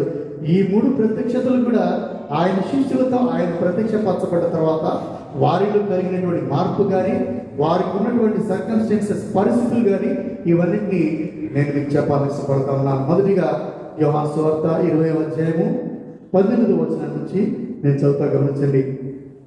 యోహాను సువార్త 20వ అధ్యాయము 19వ వచనం నుండి నేను చదువుతున్నాను. ఆదివారము సాయంకాలమున శిష్యులు యూదులకు భయపడి తాము కూడి ఉన్న ఇంటి తలుపులు మూసుకొని ఉండగా యేసు వచ్చి మధ్యలో నిలిచి, మీకు సమాధానం కలుగును గాక అని వారితో చెప్పెను. ఆయన అలాగ చెప్పి వారికి తన చేతులను ప్రక్కన చూపగా శిష్యులు ప్రభును చూచి సంతోషించిరి. అప్పుడు యేసు మరలా, మీకు సమాధానము కలుగును గాక, తండ్రి నన్ను పంపిన ప్రకారము నేను మిమ్మల్ని పంపుచున్నానని వారితో చెప్పాను. గమనించండి, మరి యేసు ప్రభువు వారిని సిలువ వేసిన తర్వాత ఆయనను సమాధి చేయటకు కూడా ధైర్యం లేక మరి శిష్యులందరూ కూడా గెత్సెమనే తోటలోనే పారిపోతారు. వారందరూ కూడా దూరం నుంచే జరుగుతున్న విషయాలన్నీ గమనిస్తూ ఉంటారు. అయితే వీరందరూ కూడా ఆయన మరణించిన తర్వాత, ఆయన చంపిన తర్వాత యూదులు మమ్మల్ని ఎక్కడ చంపుతారో అని చెప్పి వారందరూ కూడా ఒక గదిలోకి వెళ్ళి తలుపులు, కిటికీలు అన్నీ కూడా మరి మూసేసుకొని ఆ గదిలో వారు ఉన్నట్టుగా చూస్తాం. ఇక్కడ చూస్తాం, ఆదివారం సాయంకాలం అయిన తర్వాత శిష్యులు యూదులకు భయపడి తాము కూడి ఉన్న ఇంటి తలుపులు మూసుకొని ఉండగా యేసు వచ్చి మధ్యన నిలిచి, మీకు సమాధానం కలుగును అని వారితో చెప్పాను. ఇలా గమనించండి, మరి శిష్యులు చేసినటువంటి పని ఏంటంటే సెల్ఫ్ క్వారంటైన్. మరి మధ్య కాలంలో దేశమంతా కూడా ఈ మాటల్ని మనం వింటా ఉన్నాం. లాక్డౌన్ అనేటువంటి మాటలు కానీ, సెల్ఫ్ క్వారంటైన్ అనేటువంటి మాటలు కానీ. క్వారంటైన్ అంటే తమను తాము నిర్బంధించుకున్నట, తమను తాము దిగ్బంధం చేసుకున్నట. అయితే వీరి క్వారంటైన్ ఏ కరోనా వైరస్ వస్తుందనేటువంటి భయం కాదు కదా పిల్లరా. వీరి క్వారంటైన్ ఏంటంటే యూదులు ఎక్కడ మమ్మల్ని చంపుతారో అని తమను తాము క్వారంటైన్ చేసుకొని ఒక గదిలోకి వెళ్ళి తలుపులు, కిటికీలన్నీ పెట్టేసుకొని ఆ గదిలో తమ ప్రాణాలను కాపాడుకోవడానికి 10 మంది శిష్యులు అక్కడ కూడుకున్నట్టుగా చూస్తాం. కూడుకున్న తర్వాత యేసు ప్రభువు వారు వారి మధ్యను నిలిచి అనేటువంటి మాట చూస్తాం. చూడండి, ఆయన వచ్చి ఎలాంటి డోర్ని నాక్ చేయలేదు, ఎలాంటి కిటికీ తెరిచి వాళ్ళని పిలవలేదు, బయట నుంచి నా కొరకు తలుపు తీయండి అనేటువంటి పిలువలేదు. కానీ వేసిన తలుపులు వేసినట్టే ఉన్నాయి, వేసిన కిటికీలు వేసినట్టే ఉన్నాయి పిల్లరా. వారి మధ్యలో ఆయన నిలిచినట్టుగా మరి ఇక్కడ మన వాక్యం ద్వారా చూస్తాం. అంటే ఆయన పరిచయం చేసే కాలం అంతా కూడా, చిన్నతనం కాలం అంతా కూడా మామూలుగా మరి మనుషుల రీతిగా ఆయన ప్రవర్తించినట్టుగా చూస్తాం. ఒక వ్యక్తి ఒక గదిలో ప్రవేశించాలంటే ఖచ్చితంగా ద్వారం తెరిస్తేనే మనిషి ప్రవేశిస్తాడు.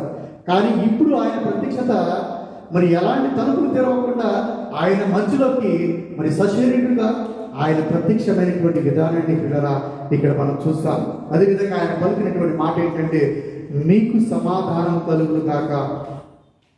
అదేవిధంగా ఆయన అలాగ చెప్పి వారికి తన చేతులను ప్రక్కన చూపగా శిష్యులు ప్రభువును చూచి సంతోషించిరి. ఇలా గమనించండి, ఎవరో ఒక వ్యక్తి వచ్చి నేనే యేసు ప్రభుల వారిని అని చెప్తే మరి నమ్మిన రీతిగా ఇది లేదు. ఎందుకంటే ఆయనను గాయపరచబడినటువంటి గాయాలు కానీ అవన్నీ వారందరూ చూశారు. సిలువ వేసినప్పుడు ఆయన చేతులకు కొట్టినటువంటి మేకులు చూశారు, కాళ్ళకు కొట్టినటువంటి మేకులు చూశారు, ప్రక్కలో పొడిచినటువంటి ఆ యొక్క బల్లెము పోటుని, ఆ యొక్క గాయాన్ని వారు చూశారు. అందుకే ఆయన సజీవుడిగా తను తాను కనపరుచుకోవడానికి మన హ్యూమన్ సైకాలజీ ప్రకారం మనము ఏదైనా కూడా ఖచ్చితంగా చూస్తే కానీ మొదటి ఎవరు నాతో అడిగినటువంటి ఫ్రెండ్ కూడా దేవుడు ఉంటే తాను చూపించుకోనట్టుగా యేసు ప్రభుల వారు వారికి ఉన్నటువంటి ఆత్మవిశ్వాసాన్ని బట్టి వారికి ఉన్నటువంటి హ్యూమన్ సైకాలజీని బట్టి గుర్తిరిగిన వాడే ఆయన వచ్చి అంటాడు కదా, ఇదిగో చూడండి నాకున్నటువంటి గాయం, నేనే ఆ సజీవుడైనటువంటి యేసు ప్రభుల వారిని ఆయనకున్నటువంటి మరి ఆ యొక్క గాయాన్ని ప్రక్కను వారికి చూపించిన తర్వాత శిష్యులు ప్రభువుని చూసి చాలా సంతోషపడతారు. ఆ తర్వాత ఆయన అంటాడు కదా, మీకు సమాధానము కలుగును కాక. పిల్లలు గమనించండి, ఆయన సమాధానాధిపతి. ఈ లోకంలో సమాధానం కలగాలంటే మనకు సమాధానాన్ని అనుగ్రహించే వ్యక్తి సమాధానకర్త అయినటువంటి దేవుడు ఆయనే. ఎందుకంటే వారి జీవితాల్లో ఆ సమయంలో వారి జీవితాల్లో సమాధానం లేదు. వారికి ఉన్నటువంటిది ప్రాణభయమే. ఎవరెక్కడొచ్చి మమ్మల్ని గుర్తుపట్టి చంపుతారో అనేటువంటి దాన్ని బట్టి సమాధానం లేక ప్రాణభయంతో ఆ గదిలో ఉన్నటువంటి శిష్యులకు తిరిగి దేవుడు ఒక అష్యూరెన్స్ ఇస్తా ఉన్నాడు, ఏంటంటే మీకు సమాధానం కలుగును కాక. అయితే గమనించండి పిల్లరా, ఆ సమయంలో మరి 10 మంది శిష్యులు మాత్రమే అక్కడ ఉన్నట్టుగా చూస్తాం. ఇంకా ముందుకు చదువుకున్నట్లయితే 24-25 వచనాల్లో యేసు వచ్చినప్పుడు 12 మందిలో ఒకడైన దిదుమ అనబడినటువంటి తోమా వారితో లేకపోయేది కనుక తక్కిన శిష్యులు మేము ప్రభువును చూచితమని అతనితో చెప్పగా అతడు నేనాయన చేతులలో మేకల గుర్తులు చూచి నా వ్రేలు ఆ మేకల గుర్తులు పెట్టి నా చెయ్యి ఆయన ప్రక్కలో ఉంచితే కానీ నేను నమ్మనని వారితో చెప్పాను. అలా గమనించండి, 12 మంది శిష్యుల్లో మరి యూదా ఇస్కరియోతు యొక్క పని అప్పుడే అయిపోయింది. మిగిలిన మంది శిష్యులు 11 మంది శిష్యులు. ఈ 11 మంది శిష్యులు కూడా ఒక శిష్యుడు తోమా అనేటువంటి శిష్యుడు ఆ సమయంలో ఆయన బయటికి వెళ్ళినట్టుగా చూస్తాం. అక్కడ వారి మధ్యలో ఆయన లేడు, కేవలం 10 మంది శిష్యులు మాత్రమే. అంటే దీన్ని బట్టి మనకు అర్థమైనటువంటి విషయం ఏంటంటే ఆయన కూడా మరి వీరి కొరకు ఆహారాన్ని తీసుకురావడానికో భోజనాన్ని తీసుకురావడానికో ఆయన ఆ రోజుల్లో బహుశా మరి మాస్క్ పెట్టుకొని బయటికి వెళ్ళి ఉంటాడు. ఎందుకంటే ఈ రోజుల్లో ఎవరు బయటికి వెళ్ళినా కూడా మాస్క్ ధరించండి అని గవర్నమెంట్ హెచ్చరిక చేస్తూ ఉంది. ఎందుకంటే ఈ కరోనా వైరస్ ఒక వ్యక్తి నుండి ఒక వ్యక్తికి సోకకుండా. అయితే మరి ఆ దినాల్లో మరి ఈ తోమా కూడా ఆయన మాస్క్ ధరించుకుని లేకపోతే ఎవరు కూడా తాను గుర్తించకుండా ఆయన బయటికి వెళ్ళాడు అనేటువంటిది మనకు అర్థమవుతున్నటువంటి సత్యం. ఎందుకు మరి ఆయన మాస్క్ అనేటువంటి పదాన్ని నేను వాడుతూ ఉన్నాను పిల్లలు గమనించండి. ఆయనని ఎవరైనా గుర్తుపడతారనేటువంటి ఉద్దేశంతో బహుశా మరి తన మొహానికి ఆయన రుమాలు కానీ ముసుగు కానీ ధరించుకొని ఆయన మరి ఏదైనా పదార్థాలు తీసుకురావడానికి బయటకు వెళ్ళి ఉంటాడు. ఒకవేళ బయటికి వెళ్ళాల్సిన పరిస్థితి వస్తే ఆ రకంగా వారు మరి భద్రపరుచుకొని బయటికి బహుశా వెళ్ళి ఉంటాడు అని నేను అనుకుంటా ఉన్నాను. అయితే ఇక్కడ 10 మంది శిష్యులకు మాత్రమే ఆయన మొదటిసారి ఆయన తాను ప్రత్యక్షపరుచుకున్నట్టుగా ఇక్కడ మనం చూస్తాం. ఈ 10 మంది శిష్యులు కూడా తమను తాము క్వారంటైన్ చేసుకుంటూ తమను తాము నిర్బంధించుకుంటూ మరి ఆ గదిలో వారు ఉన్నట్టుగా పిల్లలు చూస్తాం. అయితే వారు తమ ప్రాణాలు కాపాడుకోవడానికి ఆ దినాన ఒక గదిని ఆశ్రయించారు.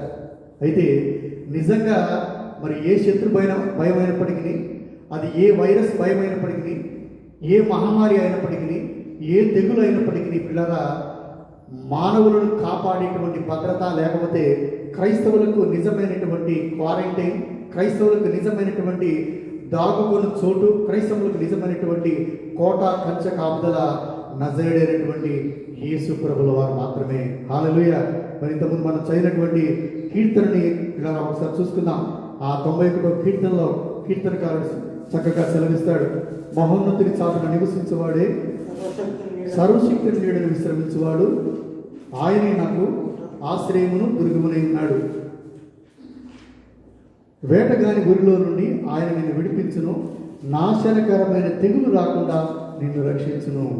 ఇలా గమనించండి, ఆ దేవాది దేవుడే మనకు నిజమైనటువంటి కోట, నిజమైనటువంటి రక్షణ దుర్గము.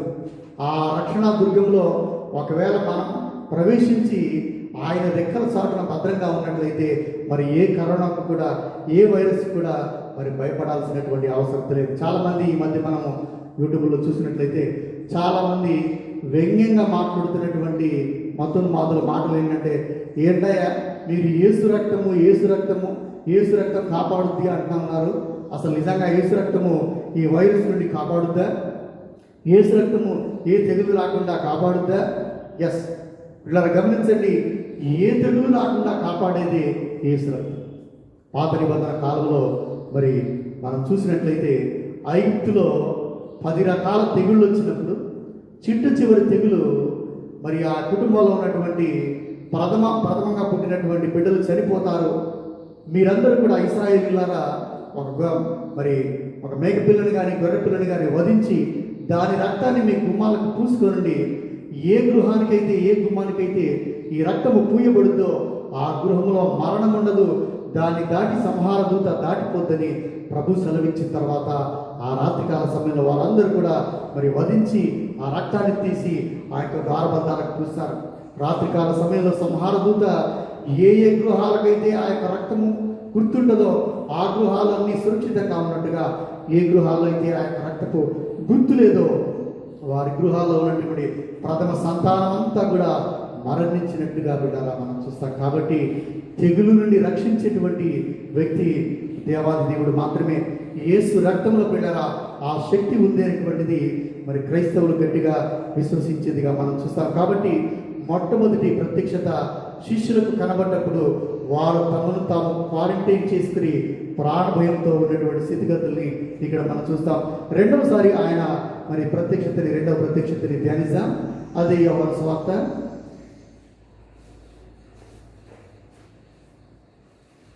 20వ అధ్యాయము 26వ వచనం నుండి 29 వరకు చదువుకున్నాం. 8 దినములైన తర్వాత ఆయన శిష్యులు మరలా లోపల ఉన్నప్పుడు తోమా వారితో కూడా ఉండెను. తలుపులు మూయబడి ఉండగా యేసు వచ్చి మధ్యన నిలిచి మీకు సమాధానం కలుగును గాక అని. తరువాత తోమాను చూచి నీ వ్రేలిటి చాచి నా చేతులు చూడుము, నీ చెయ్యి చాచి నా ప్రక్కలో ఉంచి అవిశ్వాసిని కాక విశ్వాసివై చాలు. ఇలా గమనించండి. రెండవ ప్రత్యక్షత 8 దినములైన తర్వాత ఆయన శిష్యులు మరలా లోపల ఉన్నప్పుడు. ఈ రెండవ ప్రత్యక్షతలో ఈసారి 11 మంది శిష్యులు ఉన్నారు. మొదటి దాంట్లో తోమా లేడు. ఈ రెండవసారి 8 దినములైన తర్వాత అంటే దాని అర్థమైందండి, ఈ 8 దినాల నుండి కూడా వారందరి పని ఏంటంటే ఆ గదిలో అట్లాగే తమను తాము భద్రంగా మరి ప్రాణభయంతో వారు దాక్కున్నారు అనేటువంటి విషయం మనకు అర్థమైపోతాం. 8 దినములైన తర్వాత తిరిగి మరి తోమా వారితో కూడా ఉన్నప్పుడైతే చాలా చక్కగా మరి ఇక్కడ గ్రంథస్థం చేసింది. తోమా వారితో ఉన్నాడు, వేసిన తలుపులు మూయబడి ఉన్నాయి. యేసు వారి మధ్యలో నిలిచి మరలా ఆయన పలుకుతున్నటువంటి మాట ఏంటంటే, మీకు సమాధానం కలుగును గాక. ఇప్పుడు గమనించండి, వారికి షెల్టర్ అయితే ఉంది, భోజనం చేయడానికి భోజనం తెచ్చుకుంటా ఉన్నారు, అన్నపానాలు ఉన్నాయి, తలదాచుకోవడానికి గది ఉంది. వారిలో లేనిది ఏంటంటే సమాధానం. ప్రభు అది గమనించాడు కాబట్టి వారికి మాటికి ఆయన పలుకుతున్నటువంటి మాట ఏంటంటే, మీకు సమాధానం కలుగును గాక, మీకు సమాధానం కలుగును గాక.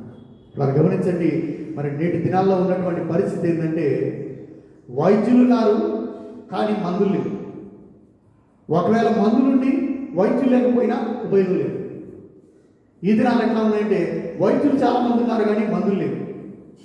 మరి ఈ కరోనా వైరస్తో ఇటువంటి పరిస్థితుల్లో మనం ఉన్నాం కాబట్టి దానికి ఒకటే మార్గం ఏంటంటే, దేవుడే ఆశ్రయం, దేవుడే దిక్కు, దేవుణ్ణి మొరపెట్టే ఉత్తమమైనటువంటి మార్గం. ప్రపంచ దేశాలను చూసినట్లయితే మరి జర్మనీ, బ్రెజిల్ లాంటి దేశాల్లో వీధుల్లో క్రైస్తవులందరూ కూడా మోకరించి దేవునికి మొరపెడతా ఉన్నారు.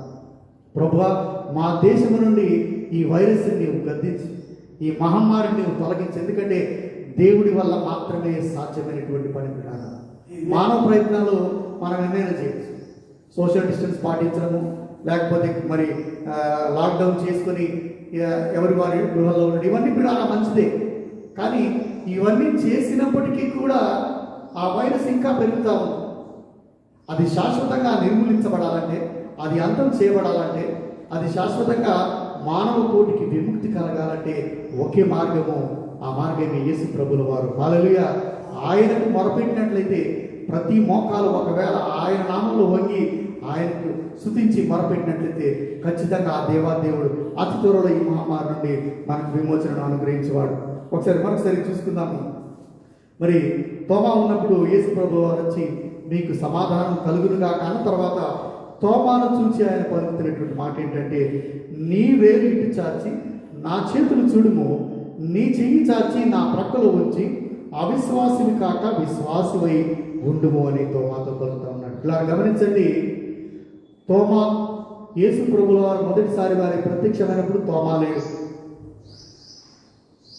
అప్పుడు తోమా వచ్చిన తర్వాత వాళ్ళు అంటారు కదా, తోమా నీవు లేని కాలంలో, నీవు లేని సమయంలో యేసు ప్రభుల వారి గదిలోకి వచ్చాడు, మేమందరం ఆయన చూశాము, చాలా సంతోషించాము, చాలాసేపు మాట్లాడాము, ఆ తర్వాత ప్రభు వెళ్ళిపోయాడు అని చెప్పిన తర్వాత అప్పుడు తోమా వారితో అంటాడు, లేదు నేను ఆయన యొక్క గాయాల్లో నా వేలు పెడితే కానీ నేను నమ్మనంటాడు. ఆయన వారితో ఈ మాటలు పలుకుతా ఉన్నప్పుడు యేసు ప్రభుల వారు అక్కడ లేడు. కానీ ఇప్పుడు డైరెక్ట్గా యేసు ప్రభుల వారు వచ్చి వారితో అంటున్నటువంటి మాటలు ఏంటంటే, తోమా నా యొక్క చేతులను చూడు, నీ చేయి చాచి నా ప్రక్కలో ఉంచి అవిశ్వాసం కాక విశ్వాసమై ఉండుము అనేటువంటి మాట. ఎలా తెలుసండి యేసు ప్రభుల వారికి? తోమా పలుకుతున్నప్పుడు యేసు ప్రభుల వారు లేరు, కానీ ఆయన పలికినటువంటి మాటలే తిరిగి యేసు ప్రభుల వారు ఇక్కడ పలుకుతా ఉన్నాడు. ఎందుకంటే ఆయన సర్వశక్తుడు, సజీవుడైనటువంటి దేవుడు. ఆయన నిత్యము నిన్ను నన్ను దృష్టిస్తున్నటువంటి దేవుడు. ఆయన మన నడకని పడకని సమస్తమును పిల్లగా దేవుడు నరులను ఆకాశం నుండి దృష్టిస్తా ఉన్నాడు అనేటువంటి వాక్యం ఉంది. కాబట్టి ఆయన ఎక్కడ ఉన్నా, వారి మధ్యలో లేకున్నా కూడా వారు మాట్లాడుతున్న ప్రతి మాటను వింటున్నట్టు దేవుడు, ఆయనను చూస్తున్నటువంటి దేవుడు. ఇప్పుడు మరి లైవ్లో కూడా ఎంతమంది మరి చక్కగా కూర్చొని ఆరాధిస్తూ ఉన్నారో చూస్తున్నటువంటి దేవుడు. హల్లెలూయా. ఇక్కడ కూడా పేతురుని అంటాడు, నీవు అవిశ్వాసం కాక విశ్వాసమై ఉండు. ఆ తర్వాత చక్కటి మాట ప్రభు అంటాడు చూడండి. అందుకు తోమా ఆయనతో, నా ప్రభువా నా దేవా అని. తోమాలో ఆ ఒక్క మాటకే హృదయము ఆయనది గాయపడి చింపుకొని తను తాను పశ్చాత్తప్తుడై తన తప్పు తెలుసుకుని దేవుడిని అంటాడు కదా, నా ప్రభువా నా దేవా. అంటే దాని అర్థం ఏంటంటే, ప్రభువా నేను చేసింది తప్పు, నన్ను క్షమించు అని ప్రభుని ఆయన హృదయంలోకి తిరిగి హత్తుకున్నటువంటి మాటలుగా చూస్తాం. అందుకే యేసు అంటాడు కదా, నీవు నన్ను చూచి నమ్మితివి, చూడక నమ్మిన వారు ధన్యులని అతనితో చెప్పాను. హల్లెలూయా.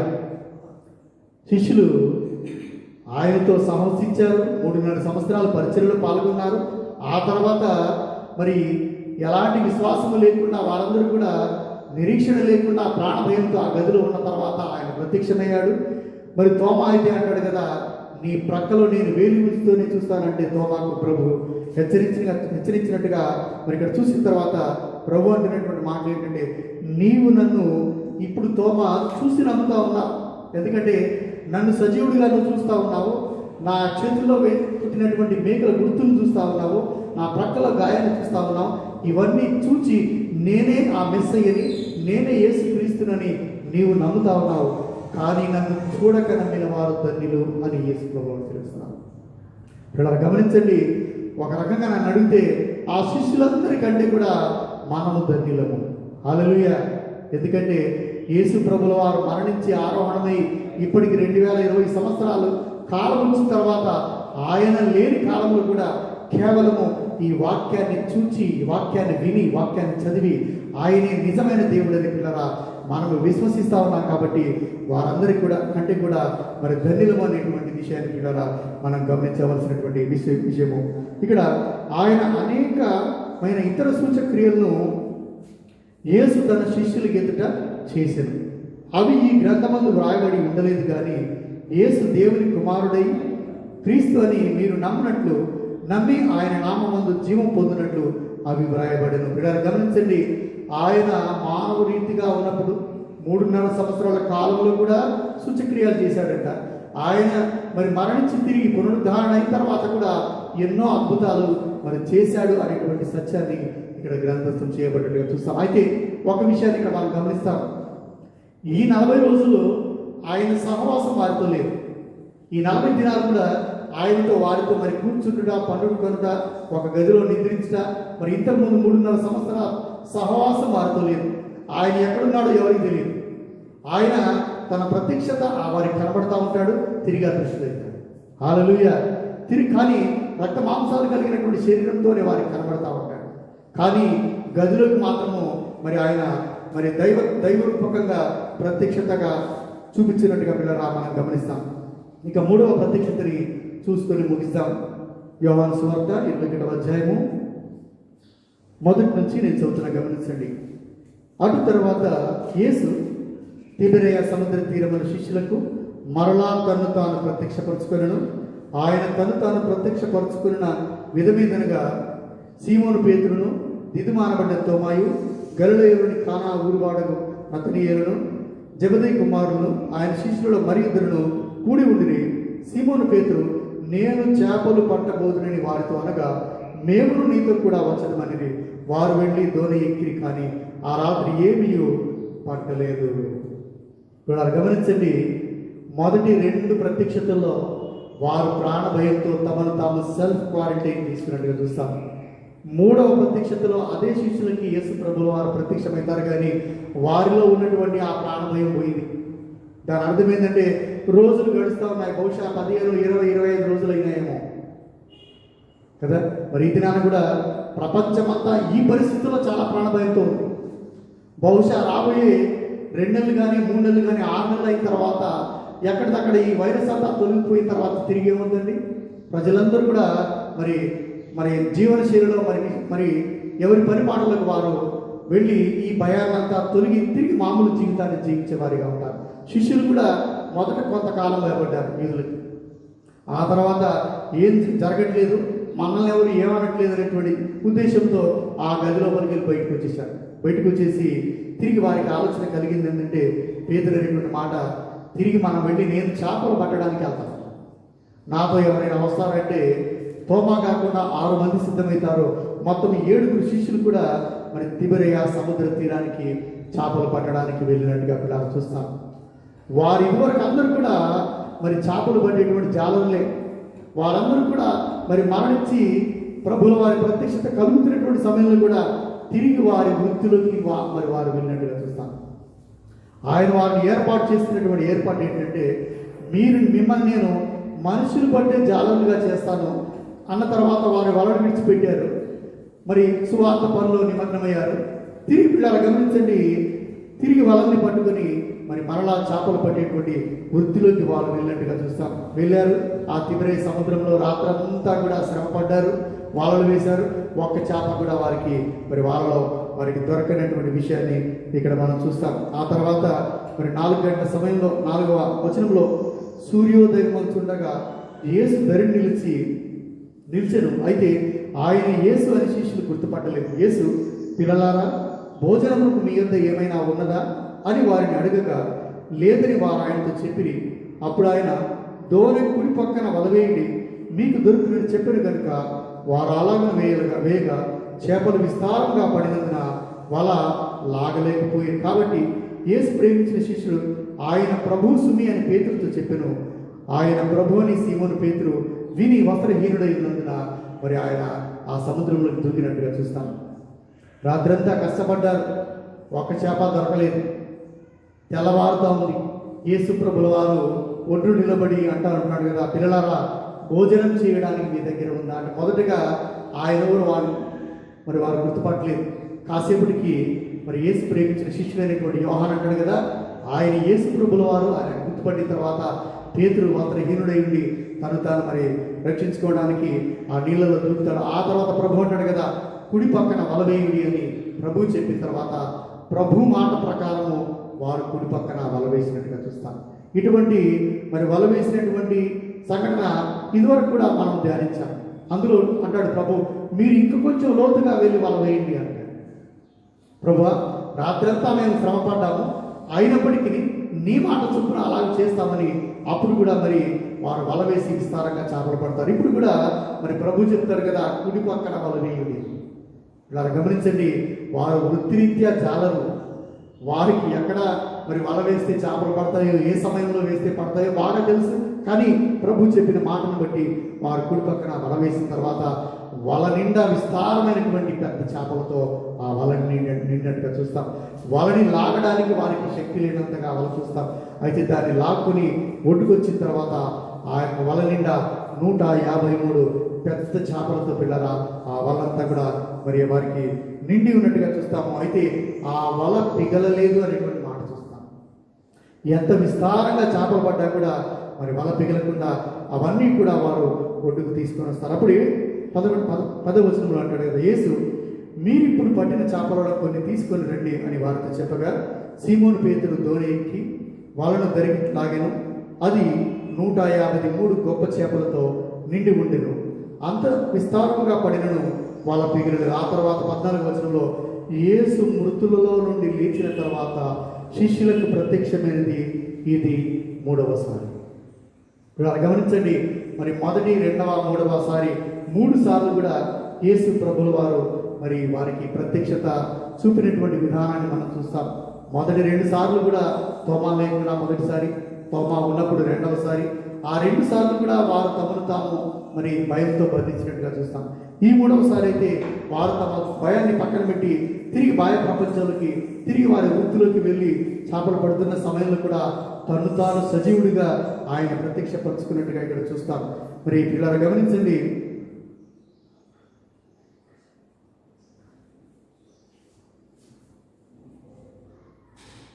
తొమ్మిదవ వచనంలో వారు దిగి దరికి రాగానే అక్కడ నిప్పులను వాటి మీద ఉంచబడిన చేపలు, రొట్టె కనబడెను. యేసు మీరిప్పుడు పట్టిన చేపలలో కొన్ని తీసుకుని రండి వారితో చెప్పారు. వీరి ఈ చేపలు తీసుకొని రాకముందే ప్రభుల వారు వారి కొరకు మరి చేపలని, రొట్టెని, ఆహారాన్ని సిద్ధపరిచిన వాడిగా ఉంటారు. ఇక్కడ గమనించండి, వారి యొక్క నిస్సహాయక స్థితి కానీ వారి ఆకలిని కానీ గుర్తెరిగినటువంటి దేవుడు యేసు ప్రభుల వారిగా ఇక్కడ మనం గమనిస్తాం.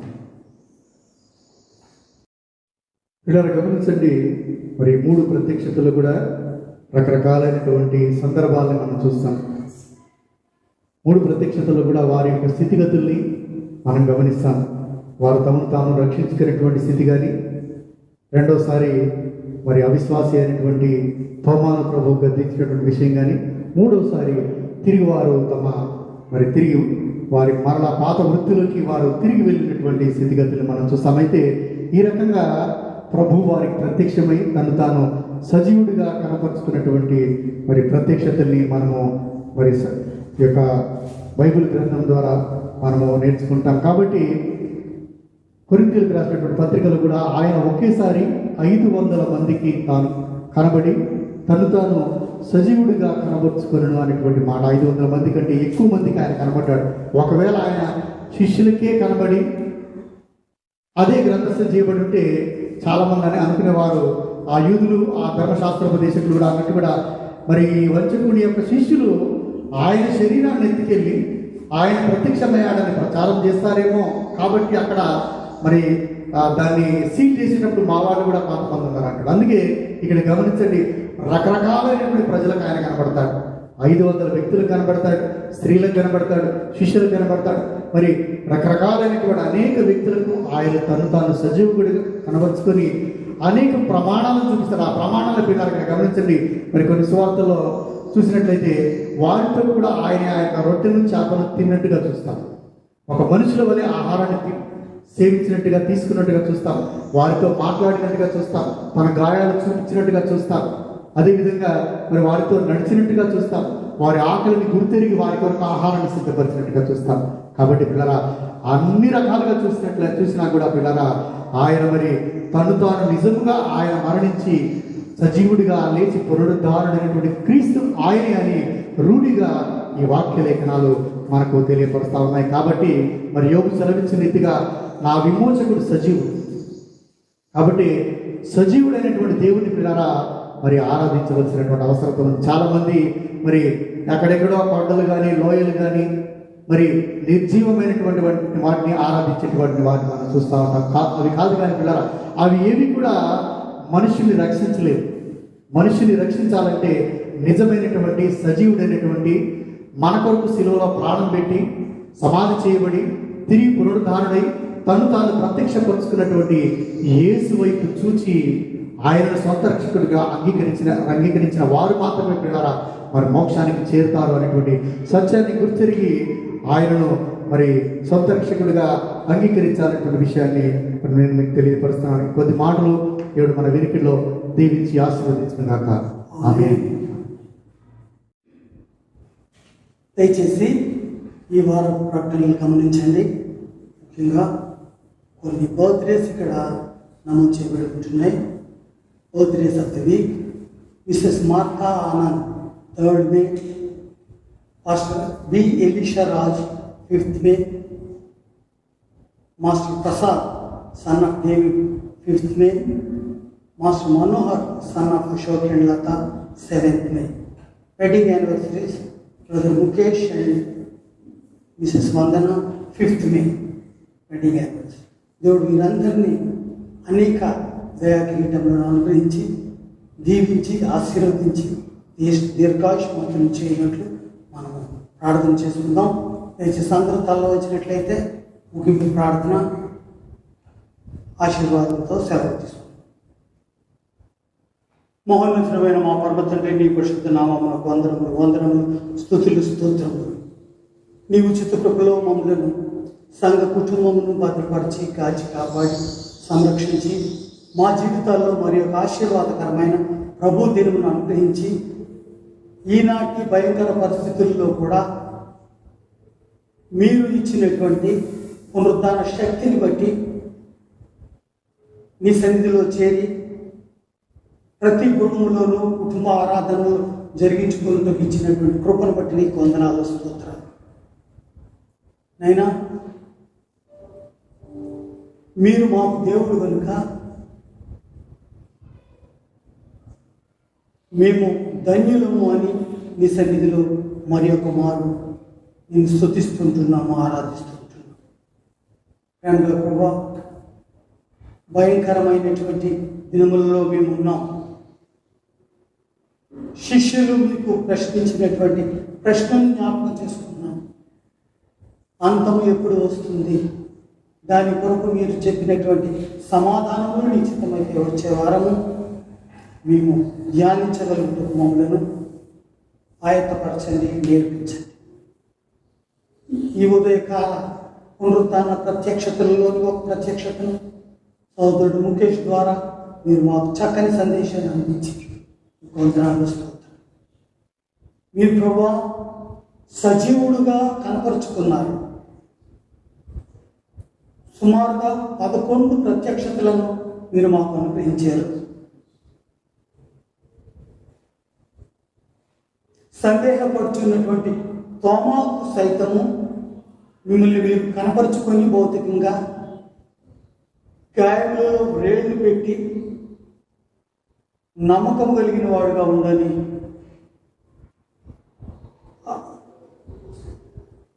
చెప్పి ఉంటున్నారు. దాన్ని బట్టి నీకు వందనాలు స్తోత్రం.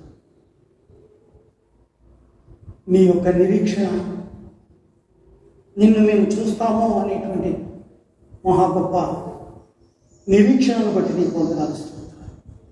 నైనా మరి ఇంకా ఎంతకాలం ఈ లాక్డౌన్ మాకుంటుందో తెలియదు, కానీ ఇప్పటికే అనేక దేశాల్లో చాలామంది ఈ కరోనా వైరస్ అనేటువంటి మహమ్మారికి వాతపడి మరణించి ఉంటున్నారు. అలాంటి సమయంలో ప్రభా మీరు మమ్మలను మీ జీవమునిచ్చి జీవింపు చేశారు. ఎందుకనగా సజీవులే కదా నేను స్తుతిస్తాయి అనేటువంటి వాక్యాన్ని మేము జ్ఞాపకం చేసుకుంటాం. మమ్మల్ని అందరినీ సజీవ లెక్కలో ఉంచినందుకు మీకు వందనాలు స్తోత్రాలు. మరి మందిరంలో చేరకూడదు, ఎక్కువ సంఖ్య కుమ్ముకూడదు అనేటువంటి సూచనను, ప్రభుత్వ ఆజ్ఞను మేము పాటించాలి. కానీ ప్రభా ప్రతి గృహము ఒక మందిరముగా, ప్రతి కుటుంబమును ఒక సంఘముగా మీరు సిద్ధపరుస్తూ ఉంటున్నటువంటి విధానాన్ని ఎందుకనగా రాబో దినములలో ఈ మందిరంలో కానీ మరెక్కడ కానీ స్తుతించరు కానీ ఆయనను ఆరాధించుకోరు. ఆత్మతోనూ సత్యముతోనూ ఆరాధించాలి అనేటువంటి వాక్యమును మాకు నేర్పించి ప్రతి కుటుంబంలోనూ కూడా ఈ విధంగా నీ సన్నిధిని ఆహ్వానించి నీ సన్నిధితో మమ్మల్ని సంతృప్తి పరుస్తూ ఉంటున్నది ఈ వందనాలు స్తోత్రం. కనుక ఇది మంచి అలవాటు. ఈ అలవాటును ఒకవేళ లాక్డౌన్ పూర్తి అయిన తర్వాత కూడా కుటుంబ ఆరాధనను చేసుకుంటూ ఈ విధంగా మమ్మలను మాకు నేర్పించి మీరు నడిపిస్తున్నందుకు నీకు వందనాలు స్తోత్రం. ఈ సమయంలోనైనా ఈ వారంలో బర్త్డేస్ని జ్ఞాపకం చేసుకున్నాం. మరి సహోదరి మార్తా 33వ తారీఖున ఆమె 3 మే నాడు మీరు అనుగ్రహించిన మరియు దయాకిరీటిని బట్టి నీకు వందనాలు. అదేవిధంగా 5th మేని బర్త్డే అనుగ్రహించబడిన పాస్టర్ బి ఎలీషా రాజును జ్ఞాపకం చేసుకుంటారు. మరి అదేవిధంగా 5వ తారీఖు యవనస్తుడైనటువంటి ప్రసాద్ డేవిడ్ కుమారుడు ప్రసాద్ యొక్క దయా కిరీటంను బట్టి నీకు వందనాలు స్తోత్రం. మరి చిన్నపిల్లవాడు మనోహర్ అశోక్ లాతాల యొక్క కుమారుడు మనోహర్ బర్త్డే 7వ తారీఖు 7th మేకి మీరు అనుగ్రహించినందుకు నీకు వందనాలు. అదేవిధంగా ప్రభా సోదరుడు ముఖేష్ మిసెస్ వందన వారికి మీరు వారి జీవితంలో మీరు అనుగ్రహించిన మరి యొక్క వివాహ వార్షికోత్సవం 5వ తారీఖును అనుగ్రహించినందుకు నీకు వందనాలు స్తోత్రం. వీటిలందరినీ ప్రత్యేకంగా దీవించండి, ఆశీర్వదించండి. మీ యొక్క ఆశీర్వాద హస్తమును చాపి వారికి ఇంకనూ అనేక సంవత్సరములు, ఇంకనూ అనేక దయా కిరీటములు మీరు అనుగ్రహించి దీర్ఘాయుష్మంతులు చేయండి. ప్రభా గృహముల్లో ఈ సమయంలో కూడిపోయిన ప్రతి గృహాన్ని మీరు దర్శించండి. ఈ కరోనా వైరస్ అనేటువంటి భయంకరమైన వ్యాధి మాకెవరికి సోకకుండా ఏ తెగులు నీ గుడారమును సమీపించదు. ఎందుకనగా మహోన్నతుని చాటును నివసించువాడే సర్వశక్తి నీడను విశ్రమిస్తుంటున్నాడు. మహోన్నతుడా, నీ యొక్క నీడలో మేము ఉన్నాము అనేటువంటి నిరీక్షణను మాకు అనుక్షణము కలుగు చేస్తూ నీకు స్తుతి చెల్లిస్తూ మేము గడుపుటకిచ్చిన కృపను బట్టి నీకు వందనాలు. ఈ దినమున ప్రభా జరిగినటువంటి ఈ ఆన్లైన్ ప్రసారం కొరకు మేము సిద్ధపరిచినటువంటి రికార్డింగ్ను బట్టి నీకు వందనాలు. రికార్డింగ్ చేయించిన యవనస్తులు, సహకరిస్తున్న యవనస్తులు అందరినీ పేరు వరుసన దీవించండి, ఆశీర్వదించండి, కృప చూపించండి. ఆసక్తి గల వారిని సిద్ధపరిచి ప్రార్థనాపూర్వకంగా ఈ చిత్తమైతే ఇంకా